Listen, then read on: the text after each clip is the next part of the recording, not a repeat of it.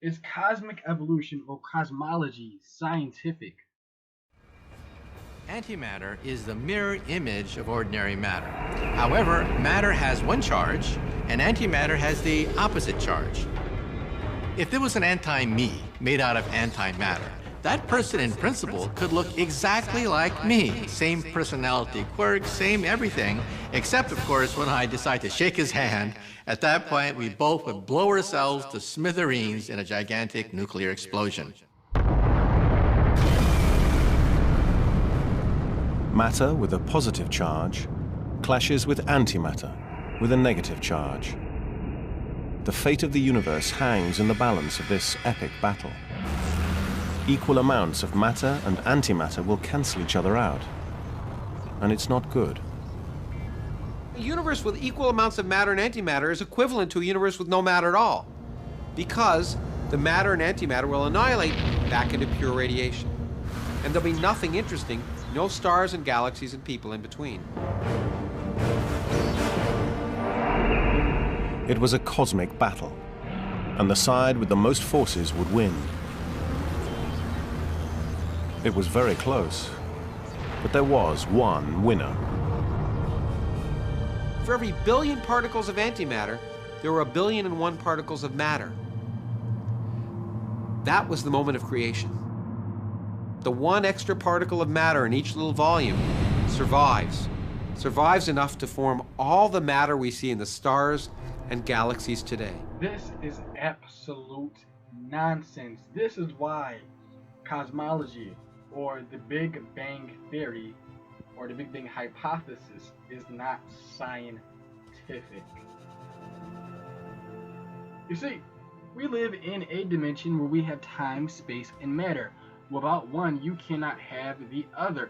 But what cosmology says is that the Big Bang already existed inside of time and space, and it made time and space and matter. That is not a creative force. And on top of that, a positive and negative is negative, and a negative and a positive is a negative. So how could an antimatter charge and a matter charge come together and make something intelligent? How could it not have canceled out? Any other time in the world, it would have canceled out.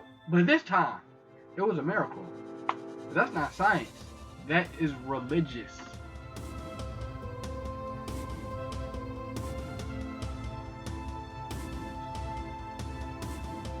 You see, all we really see from atheists is nothing but the art of demythologizing, and they try to demythologize what they think is a creation myth by taking out the heroic and supernatural elements of the creation account, and they're left with gaps. And so what do they do with these gaps that they have that's left over when they dismiss the creation account away? Well, they just go and they assert their gaps with natural causes. And so they have a gap behind the gap, and they don't have any evidence for any of this. All they have are hypotheses that are not observational. And so that's not science.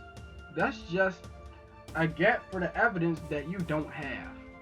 And that's really why the Big Bang hypothesis is not good science, because it's not observational, it's not repeatable, it's not testable, and by definition, it is a supernatural cause because it exceeds the laws of physics. A negative and a positive is a negative, and a positive and a negative is a negative.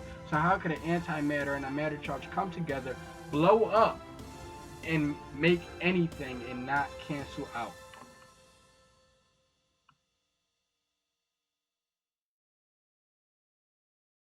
Now and again, if the Big Bang created time, space, and matter, how could it have existed within time, space, and matter already?